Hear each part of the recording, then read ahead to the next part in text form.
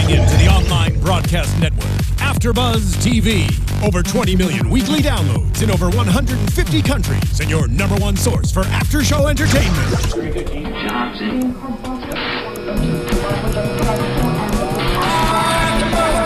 AFTERBUZZ TV, the destination for TV superfans. Producing aftershows for over 300 of your favorite TV shows. Interviewing celebrities and showrunners. And bringing you behind-the-scenes exclusives. All thanks to E! Entertainment's Maria Menounos, producer Kevin Undergaro, and internet leader Akamai. Now, let the buzz begin! Welcome to another AfterBuzz TV Spotlight On interview. I'm your host, Michelle Renee, and today I am joined with an incredibly talented, multifaceted entertainer. She is Carla Renata. She has been on Disney Channel's Shake It Up. You've been on Hart of Dixie, just countless sitcoms, also Broadway musicals like Avenue Q. Also, what are some other ones? Smokey Joe's Cafe. You've been on the radio. You have a weekly show, right? Yes, I do have a weekly show. Yeah, so many accolades, video games, TV commercials. Yeah, there's a lot going on. Yeah, no, it's awesome. I love to see like a resume that has so many different things on it, because I feel like that means you'll never, be out of work, right? Well, I don't know about that. No. Everybody has a low, but, I try to keep it moving. Awesome. Well, you are, on your website, I saw that you were the Caramel Chameleon. Yes. So tell us a little bit about that. That's your alter ego, right? That's my alter ego, and it's mostly because based on what kind of hairstyle and what kind of clothes I'm wearing, I look different. To the point where my friends sometimes don't even know it's me. I'm like, hello, same face, same voice, people. Your friends don't even know when they see you? Sometimes my friends, like, just for example, I saw a friend of mine the other night in the bathroom at ArcLight. I was like, hey, and it took her a minute to figure out who I was. And I was like, it's Carla. And she was like, girl, she said, you always look different. I'm like, really? And, well, that's where the name came from, I guess. Good. But that's good, because if you ever want to not see someone, I guess that works in your favor. Yeah, it totally would work in my favor. But it really worked in my favor for a minute when I was doing 4 sitcoms at the same time, because I didn't look the same on either show. So people watching the show not watching the shows didn't necessarily realize it was the same girl on all 4 of those shows. So that kind of worked to my advantage. And you were the first African-American I'm the first African-American to be on 4 sitcoms simultaneously. Yep. Well, congratulations. Thank you. That is incredible. I am a host here on AfterBuzz TV for Hart of Dixie. So I've been through all 3 seasons, and looking forward to the upcoming 4th season, which we can talk about a little bit later in the interview. Yeah. So to get started, this is a spotlight on. So we want to talk about your career and how you got started, and do a spotlight on you. So how did you when did you first know that you wanted to be an entertainer? I think my mother used to watch movies with me when I was a little kid on Sundays when she was off from being her registered nurseness. And we watched these movies, and we'd watch a lot of musicals. And I thought, man, that looks like a lot of fun. So one of the theme parks right outside of St. Louis, Missouri, where I'm from, called Six Flags Over Mid-America, had auditions every year for the shows that they would put on. And my mom took me out there one year, and I didn't get it the first time, but the next time I did, and I started doing theme parks. And the theme parks gave me the tools to be able to deal with anything that might happen on stage or in any type of entertainment situation, to not be thrown by it. So that was the biggest thing I learned from that. And then that kind of gave me the Broadway bug.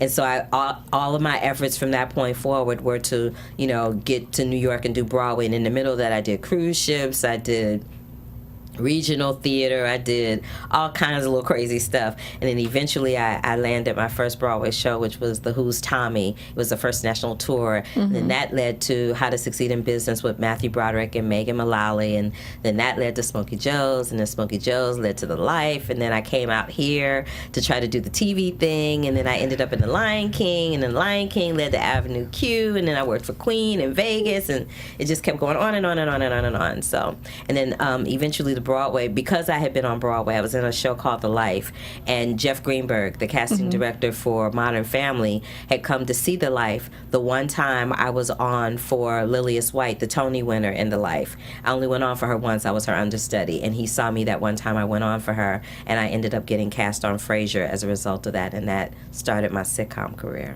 I love that, how destiny just comes in, and it's you're at the right place at the right time. And yeah, it was I love cool. that. It was cool. You went to Howard University. I did. I graduated from Howard University, and I did some post-grad work at UCLA in writing and public relations. So there's kind of this, I don't know, debate. I don't know if it would call it a debate, but my dad went to Hampton. Oh, Lord. Here we go. The Hampton-Howard debate. No, it's not that. But, you know, when I was getting ready to go to college, he was obviously pushing me to go to HBCU, right. And I ended up going to University of Virginia, which is just, I guess, not an HBCU. No. So, yeah, not at all. Not at all. Quite the opposite. But what do you think of, like, the idea of HBCUs and how some people, you know, question the education that you're getting if it's preparing you for like the real world where obviously African Americans are the minority? Well, I'll tell you something. I've been to both schools because I also attended SIU in Edwardsville, Illinois. I went to Columbia College in Columbia, Missouri, and I went to a couple of other schools that were not all black universities. And the one thing that I applaud Howard University about is they did prepare me for the real world, because what they did was they taught me, and I haven't learned that lesson well, but they taught me that you have to be professional and you have to be on time. So if your class was at 10:10, if you were not there at 10:10, you didn't go to class that day. Oh, wow. They would lock the doors. They would lock the doors and you couldn't get in. And then what the teachers would do is they would give you a pop quiz, and you wouldn't know about the pop quiz because you weren't in class. And they would tell you, they would tell your classmates not to tell you, because if they told, then they were going to get marked the F on the pop quiz. It was a trip. Yeah. It was a trip. My professors at Howard were very supportive. They are my friends they have been my friends well after my graduation. They went from being my mentors to being my friends and being some of the people closest to me, as close as my family. So I feel like it's not so much a debate of the HBCUs in preparation as opposed to the other universities, as much as it is the question of the type of education that you get. And I feel very strongly that the education I received at Howard University has served me very well. I was a communications major, and little did I know that me being a communications major would serve me now as an adult well after the years that I graduated. Because as an actress, being a voiceover artist as well, you now have to do stuff from home and have a home studio. Oh, wow. I wouldn't know how to do that or how to even, attempt accomplishing that had I not got the training that I got at Howard University as a student. So yeah, well, I think even though my dad went to Hampton, I always hear that Howard is like Howard is one of the best schools in the country. It is. I love Howard. Do you go back often? Yeah. All right. Shout out. And a lot of people have come out of there. Lots. Debbie Allen, Felicia Rashad, Frenchie Davis, Diddy, Toni Morrison. Do you claim him? Who? Diddy. P. Diddy? Yeah, we claim him. Okay. I know he didn't graduate, so some people are kind of like shady towards Diddy. But I remember him on the yard trying to sell his little CDs, and he was working for like a lot of the record labels used to have local offices in the D.C. area, and he was like an intern or worked at one of them, and he'd be on the yard at Howard giving out his, cassette tapes or CDs trying to get you to listen to the artist. I mean, a lot. Taraji went to Howard. Anthony Anderson went to Howard. I don't know if Anthony graduated. I know Taraji did. But Karen Molina White went to Howard. A bunch of people have come out of Howard University that are very successful in the entertainment industry and beyond. So I felt like the amount of education and support that they give you there is very, very, very well commended. So for like young individuals that are thinking about going into acting, do you encourage them to go to school, or be it at HBCU or whatever trade school? Or do you say that that's definitely something people should do, or if you want to get into acting, that you don't necessarily have to? There's a debate about that, but because I am an educated actor, I think that me being an educated actor has served me well. But it's been a blessing and a curse, because I do know how to do so many other things. Sometimes when the acting thing isn't happening, I'll run over here and do this, or I'll run over here and do that. And sometimes that can be a little bit of a curse, because it splits your attention. When you know how to do one thing and do that one thing well, then all your focus and your energy goes into that. But it's like a catch-22, but I do believe that people should be educated. You should know about what's going on in the world around you, and you should, because that serves you in navigating in the world around you. So, if you can afford it, go to school. If you can't, then, be an artist and be a good one. Yeah. it's getting expensive. It is expensive. It is expensive, but they have online options now where you can do it online. But that's a little tricky because, it's online. So it's not like you're in a classroom and you're dealing with a professor, with a professor giving you their wisdom and intuitiveness. You're dealing with a computer screen, which is very impersonal. So, it's everything is so different now. It's a catch-22 situation. So. Yeah. Well, sorry, we kind of got off on a tangent. I guess that was my fault. But that's okay. Let's talk a bit about your roles. I watched your reel in preparing for this interview, and most of the stuff you've done has been more light comedic, but you have also done some serious stuff like CSI, I think it was. Yeah. I did CSI and Strong Medicine. Mm-hmm. So, which you prefer, like serious or comedic, or just I like depends? both for different reasons. I like the comedic just because it's a challenge, because being funny is easy for me, but it's not always easy for me to do. And the dramatic stuff is just fun because it's not anything close to what I am most of the time. Like on CSI, I was a murderer and a really mean one. So I'm not a mean person. So it was fun to be able to portray something that I never in a million years would be. And that's the really fun part about acting. You get to be people and be characters that never in a million years in real life would you ever have the opportunity to delve into. So I enjoy it. It's fun. What's been your favorite role that you've taken on so far? Oh boy, it can be Broadway or TV or. Oh wow. My favorite role to take on was Avenue Q on Broadway because it was kind of sort of a farcical parody of Gary Coleman. Yeah, I was going to ask you about that. Yeah, and it was hard because there's that fine line between making fun of Gary Coleman and imitating Gary Coleman, but being true to myself. And I had to find that fine line, and it was very difficult, and it took some doing, and I was able to accomplish it, but it was hard. So for that reason, it was my favorite because it was challenging, and it made me think, and it made me, look into some things that ordinarily I wouldn't even be thinking about Gary Coleman and how to, I'm like, seriously, I wouldn't be trying to think about doing that, but it gave me something different to do comedic wise, and it was a lot of fun. Yeah, and he this was like after his passing, right? Or no. Oh, he was still alive at the time. He passed. I had stopped doing Avenue Q when he passed, so the show was still running when he passed away. And my biggest fear, ironically enough, was I'm like, please don't let this boy die while I'm doing Gary Coleman, because I knew that if that happened, they were immediately going to come to me going, well, how do you feel? And I'm like, I don't know how I feel about that, Yeah. And I know how I felt about him. I mean, I thought he was really funny, and I think it was unfortunate how his life played out in real life, but I thought he was really funny. So I'm just glad it didn't happen on my watch. That's all I'm saying. I'm glad it didn't happen on my watch. I know that would be hard to deal with. You have to get you hear that he dies that morning, then you have to go get prepared to do the role. I went to look at a clip. I went to look at a clip from the girl who was doing Gary Coleman, who was my understudy on tour, and she handled it very well. I was very proud of her, who also graduated from Howard University. Look at that. Yeah. So you do a movie review as well, right? I do. Weekly. Yes. This week was documentary week. Yes. All right, Mama, you're good. I've been researching you. I have been stalking you. Yes.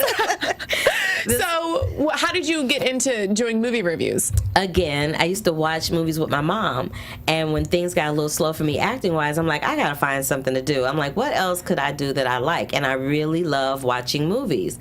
So I thought, okay, I'll just start a movie review blog, and it really just kind of took off and took a life of its own, and it landed me on the red carpet for the Oscars this year. Oh, wow. So I'm hoping to be there again for 2015. But man, it's been a lot of fun, and last week I got to interview the director of the Glenn Campbell documentary, I'll Be Me, James Keach, and I did the red carpet for that, for the premiere, and it's really been a lot of fun, and it's given me an opportunity to tap into another talent that I didn't even know I had. So it's been really, really cool. www.carlarenatacorner.com. You heard that. What is if you had to pick one movie, your favorite movie of all time, what would it be? My favorite movie of all time is the Godfather trilogy. because I'm obsessed with mobsters. I don't know why, but I just kind of am. And then a real close second would be either The Color Purple or Beaches. Oh, The Color Purple, that's a good one. Yeah, I love The Color Purple. Speaking of Color Purple, I was watching The View early this morning, and Mike Nichols passed away this morning. And Mike Nichols is one of the directors that has an EGOT, an Emmy, Grammy, Oscar, and Tony. And he is solely responsible for discovering Whoopi Goldberg. And had he not produced her one-woman show, we wouldn't know who Whoopi Goldberg was. So I was watching that this morning, and I thought, wow, what a hard blow for her that she lost Mike Nichols and Robin Williams in less than a span of 6 months, and those people were very integral to the beginning parts of her career. But Mike Nichols also was huge in the movie industry. I mean, he directed and produced The Graduate. Dustin Hoffman was in that and won an Oscar for that. It's just huge, huge, huge. So when I write, and the funny thing is, on my blog, I wrote a blog. I'll do a tribute for people like that I really admire and knew their work. And when I did one about Robin Williams and Lauren Bacall when they passed away, I did like a rest in peace tribute. It got like thousands of hits in one day. And I said, oh my goodness, I didn't know that many people were reading my blog, but I was really excited to know that they did and that they liked what I had to say, because it was very heartfelt, as it always is. So are you going to do one of those tributes? Yeah, I'll do one for Mike Nichols today. As soon as I leave, I'll write one up for him and do that. He was amazing. He was amazing, and his career in film spanned over 60 years. Wow. Yeah. Well, yeah, I'm sorry to hear that he passed. Yeah, okay, I'm sorry I'm a downer. No, you're not. Rest in peace to him and, his family. Our prayers go out to them, of course, because that's so unfortunate. Now, comedic people always had that serious side, so, I know, I feel bad. Don't feel bad. He had a wonderful life, beautiful life, so it's to be celebrated. Yeah, I like that take on it, yeah. Yeah. Do a turnaround, make a negative into a positive. Yeah. So would you want to get into films? You've done a few, right? I've never really done short films. I've done some short films. Okay. But I would love to do a movie. I think it would be really a lot of fun, because it's a completely different process than doing sitcoms. Sitcoms is kind of like doing theater with a camera. And film, you have all this time. My friends that have done it tell me it's a lot of hurry up and wait. So I'm like, I could deal with that and get paid what? Craft service? What? Yes, I was just going to say that. Lounging, eating that great food. Get fed for free and sit around and get paid. That is my kind of job. I'm just saying. What would be, if you could pick a dream role to play in a movie beside a mobsters? I would love to be a mobster. Yeah. What I would love to play is like some kind of superhero detective, just because I don't even look like that. Like, you would not look at me and think that I was a superhero detective. But I would love to do that, just because physically that is not what I look like. And I think that would just be hysterical to play. I would just love that. Like a blaxploitation. No, not blaxploitation, but more like a. What was the one that Pam Grier she was always She was like Coffee, like a detective slash. She was like a detective, kick your ass type of. I loved her, but no, not like that. More like more. And this is gonna sound so cliche, but more like a curvaceous.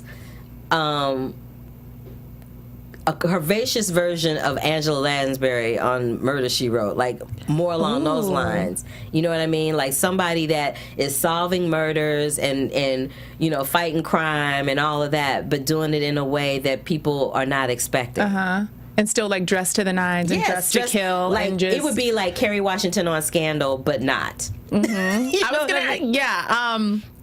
curvy.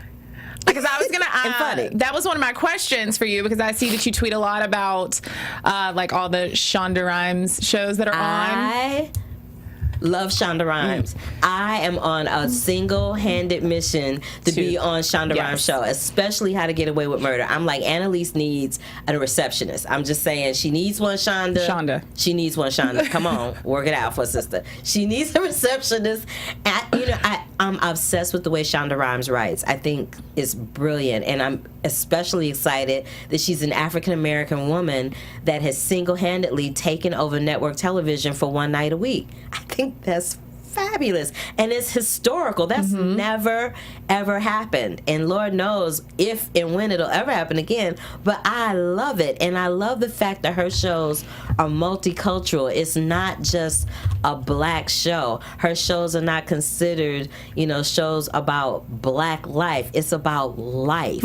It's about people. And that's the way she writes. And that's why I want to be on her shows, because I love that she looks at life the way it really is, and not the way that, and not linear, and not in tunnel vision, that it has to be, this point of view of life or that point of view of life, but just life.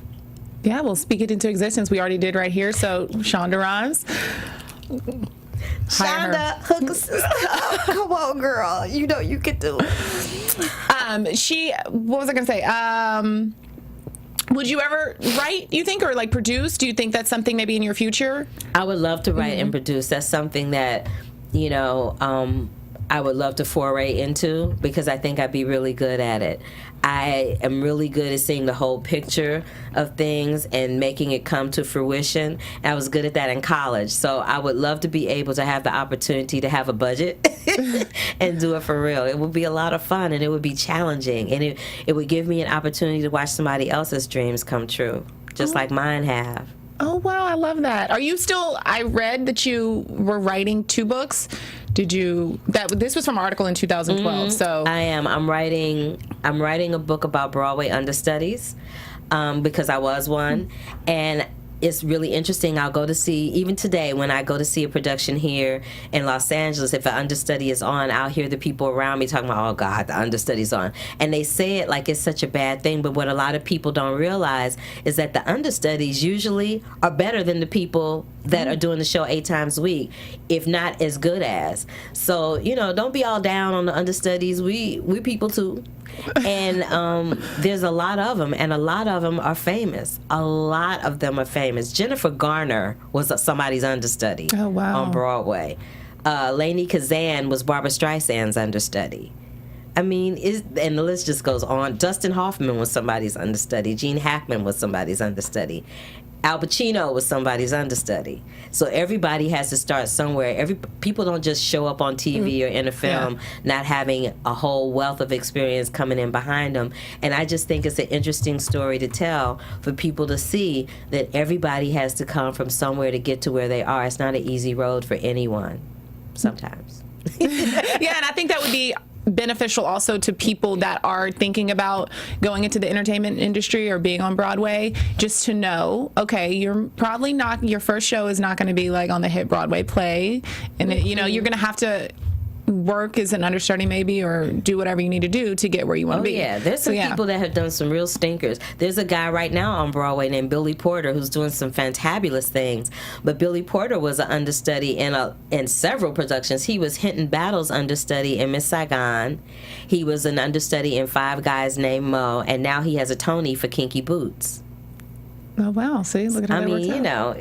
I just the end justifies the means. It just goes on and on and on. Do you think you're going to go back to Broadway soon, or? If they have something that I think I could do, I'd go back to Broadway. I love Broadway. If it weren't for Broadway, I wouldn't be sitting here talking to you. So, yeah, I go back to Broadway. I don't necessarily like doing them 8 shows a week because it's hard. And it's funny because there are a lot of people coming from film and TV doing Broadway, and they think it's a lot easier than it is. It is no joke. Okay. It is really, really, really difficult. You have to have a certain mindset and a certain stamina to do it, because you have to remember that when people come to see a Broadway show, it's not the same audience every night. It's always a different group of people, even though you're doing the same show. You're doing the same choreography, saying the same lines, having the same entrances and exits, and the music is the same and cues up and ends the same way. But the people watching that experience are not the same. So therefore, your experience in performing it is not going to be the same. And mentally, you have to make sure that you remember that, because otherwise you get stuck in that, I got to do a show again tonight. You get there and then you start walking through stuff and you never know who's there. Like if I had not been on my gig when Jeff Greenberg came to See the Life, again, I would not be sitting here talking to you, because I was somebody's understudy that he saw that was on my gig. And because I was on my gig, I ended up on television. from, you know, in a hit show. That was a hit show at the time. Frasier was huge at the time. So I'm like, you know, and on top of that, Jeff Greenberg has cast me in every show since then that he's done. There has not been one audition that I've had for him or one show that he's brought me in for that I haven't booked. So we're like 10 for 0 right now. Going on 11, 12, 13, 14, 15. That's what I'm doing. Yes. So speaking of shows, Hart of Dixie, I watched the trailer for season 4, which is coming out in January. January 9th. Are there any teasers we can know? I mean, we know that Rachel Bilson was pregnant during the taping. Well, everybody knows. It was in all the tabloids, so that's no big secret. So I was noticing that they were like only shooting her from waist up, so we couldn't tell she was pregnant. At some point, though, I think you do see it. You do see it at some point, but I could tell you what's happening on Hart of Dixie, but then I'd have to like put you in a box and kill you. I can't tell you. But, go to your mobster lifestyle. I know my mafia thing's coming out. But what I can tell you about Hart of Dixie is that the 4th season is the final season, and for a variety of reasons. You know, I think Rachel wants to concentrate on being mommy, and the creators probably want to go on to do some other things. But Hart of Dixie was a really wonderful ride. I recurred on there for all 4 seasons, and I played Susie, the town hairdresser, and so, you know, it was my job to keep up with the gossip, whether it was in my salon or if it had to do with what was happening with the town next door or whatever that was. And they gave Susie a husband, and she had a family, and she was a business owner. And I loved the fact that Bluebell, Alabama had all kinds of people in it. And people would associate Alabama with being, you know, predominantly all white. But Bluebell, Alabama was a multifaceted town where people would occasionally break into song and dance, which was a lot of fun. Yeah, and had a black mayor. I remember the first episode I watched, I'm like, oh, they live in Alabama and they got a black mayor. Black mayor who's an ex-football star. Yes, we're going to go with that. Yes. It was hysterical. I mean, it was just... Hart of Dixie kind of made fun of itself, but it worked, and it was a lot of fun, and everybody on there was a lot of fun, and the 4th season is gonna, I think, really tie a lot of things up for a lot of the characters, so that the viewers and the fans of the show are not left in a lurch. Okay, yeah, because that would upset me if... No, nobody is going to be left in a lurch. Okay. Some things will be tied up and solidified, and there'll be a couple of questions left unanswered, but mostly everything's going to be tied up in a nice, pretty little bow, and I think the fans will be really excited and pleased with it. Are you all finished shooting, or are you we finished shooting. So you know everything that you just keep it in front of me. And you know, I purposely don't read. I actually don't know everything because I purposely don't read the whole script because I don't want to know. Oh yeah. And so I can't say I don't know and be lying because I honestly really don't know. I know what happened in the scene I did, but I don't know anything else. And it was hysterical. I would go to the makeup trailer to work that day, and I would get more about the storyline from the hair and makeup people than I knew myself. And look at that. And you were playing like the hairdresser, and I was playing the hairdresser who was spreading all the gossip, and I didn't know nothing. The hairdressers are actually really spreading the gossip. And they really were. They would be telling me everything. Well, you know, the last episode Zoe did blah blah blah. I'm like, ooh, really? Oh, okay. Well, where? Because I would see people in the makeup trailer. I'm like, who's that? I've never seen him before. Oh, he's in this episode. This is Lemon's new boyfriend, right? You know, that kind of stuff. So it was funny. But we had Hart of Dixie was my favorite show ever to work on. I would laugh from the time I got there to the time I went home, like hardcore. You felt like you had been doing some abdominals in the stomach laugh. Like, it was so much fun. So much fun. And I'm still in touch with a good portion of the people from the show. We live tweeted the show one time. It was hysterical. Yeah, it's so much fun to watch. Like, it's just such a feel-good show. You know, there's so much other stuff that's on TV that's kind of more serious, but I just love watching Hart of Dixie. Yeah, it was like, just you silly, just can escape and be fun. And, yeah, it was silly. You know, you want to dance fun, along and with we them. didn't take ourselves too seriously. And there was an episode that we did one episode where Zoe was taking over the talent show or something, and they had us dressed as plant cells, and I mean, we had on the most ridiculous costumes ever, but it was so, and nobody had an attitude about being dressed as a plant cell. Like, we all put the costumes on and laughed, and we took a bunch of pictures, and we were rolling around and just being really silly and fun. It was great. It was great. I loved it. And I loved Lila Gerstein for creating that world of Bluebell, Alabama. She was the best. You'll have to come back and talk to us for when the after show starts on AFTERBUZZ. Oh, I'd love to. Yeah, sit in with us on a show and co-host with us. Oh, I'd love to do that. That would be a lot of fun. Yay! Yes, I'm excited. Oh, I just got really excited about season 4. Oh, season 4 is going to be off the chain, for real. There's a lot of stuff going on, and it's a lot of fun. Okay. And there's going to be jaws dropping. Oh, okay. Because I was just going to ask that. Am I going to be smiling at the end? Am I going to be crying at the end? Or it's going to be all that. It's going to be okay. jaws dropping, smiling, laughing, crying. It's going to be a whole gamut of emotions happening. I cannot wait. I can't either. Well, what other questions do I have for you? What is next for you? What's next for me? Well, I just did something for Disney. I did a benefit for Disney the other night, and Disney's near and dear to my heart because I did The Lion King here in Los Angeles at the Pantages for 3 years, where I played Shinzi, ironically enough, the same character Whoopi Goldberg did in the film.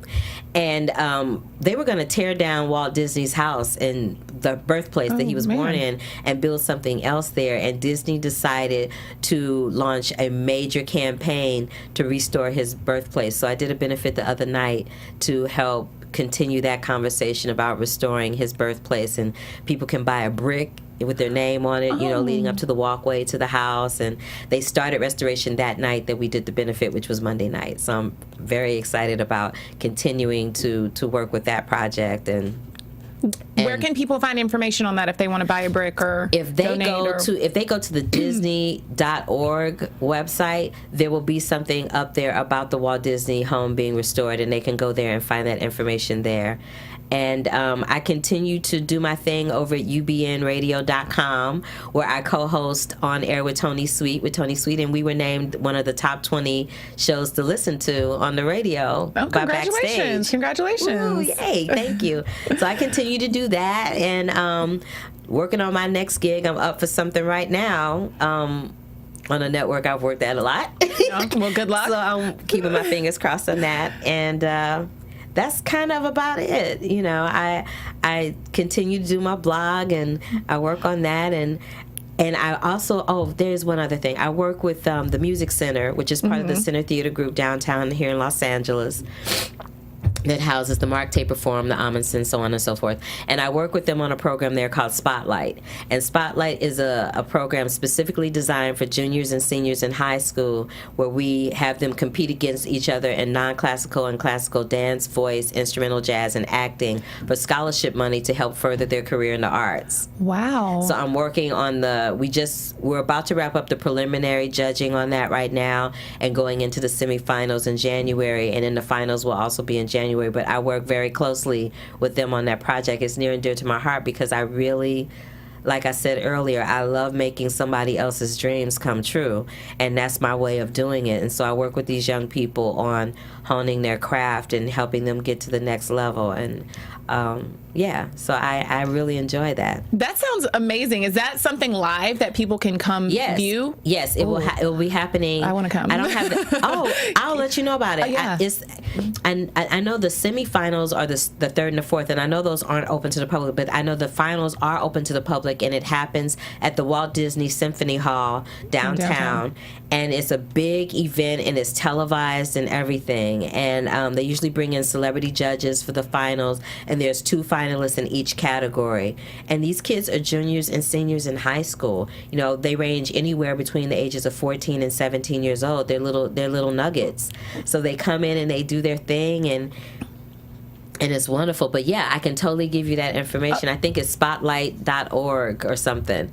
But they do that every year, and they do sell tickets to that event. So I'll totally... And are you like a mentor for the the students that are competing? I mentor them in the process of judging them in the prelims. So when they come in to audition, I will, because I'm judging prelims for the acting category. So when they come in for the acting category, they're told to do a 2-minute monologue from a published piece.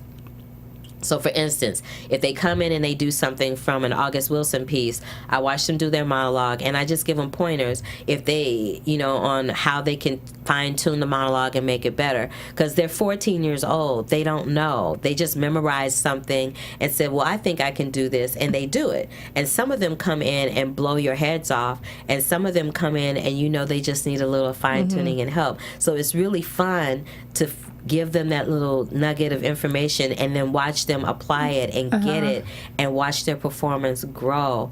And and I want to be that for them, because there was somebody that was that for me, and it made the difference between me not doing this for a living and me doing it. So I want to be that person for other people. It's important to have someone like that, because with the internet and social media, it's so easy for people to become discouraged or be bullied. So I want to try to flip that and make it just the opposite, and encourage and foster and bring people's talents to the forefront and help them realize their dreams and make them come true. And blessing others, the blessings will come back to you Child, twice. I don't care about that. I really just want to help somebody else and watch happen for them what somebody watched happen for me. Yeah. Great. Well, where can your fans keep up with everything you're doing on social media? I know you have a Facebook page. And Twitter I'm all over social media all the time. Because you saw me tweeting about how to get away with murder. I'll be on there tonight. TGIT, baby. I'm on Twitter at CA Renata. Facebook is Carla Renata on Facebook. And I have a website, carlarenata.com. And my blog is carlarenatascorner.com. And, of course, you can go to ubnradio.com/Tony Sweet and listen to some archives of the shows we've done there. And your show with Tony Sweet, that airs? It airs on Wednesdays live from Sunset Gower Studios between 4 and 6 o'clock Pacific time at ubnradio.com/Tony Sweet. Great. Well, thank you so much for coming into AfterBuzz, taking a break out of your busy schedule. Oh, I loved it. It was so much fun. And have a great Thanksgiving. Thank you. And we cannot wait to see you come back. I should have brought y'all some pumpkin pie. I'll bring some food when I come next time. Oh, you have to. Yes. Because I'm a fabulous cook. Well, thank you so much again for coming. You're welcome. I am your host, Michelle Renee, and this has been another episode of AfterBuzz TV Spotlight On. You can find me on Twitter and Instagram at Michelle Renee TV. And my guest for today was Miss Carla Renata. From executive producers Maria Menounos, Kevin Undergaro, Phil Svitek, and the entire AfterBuzz TV staff, we would like to thank you for listening to the AfterBuzz TV network. To watch or listen to other after shows and post comments or questions, be sure to visit AfterBuzzTV.com. I'm Sir Richard Wentworth, and this has been a presentation of AfterBuzz TV. The views expressed herein are those of the hosts only and do not necessarily reflect the views of AfterBuzz TV or its owners or principals.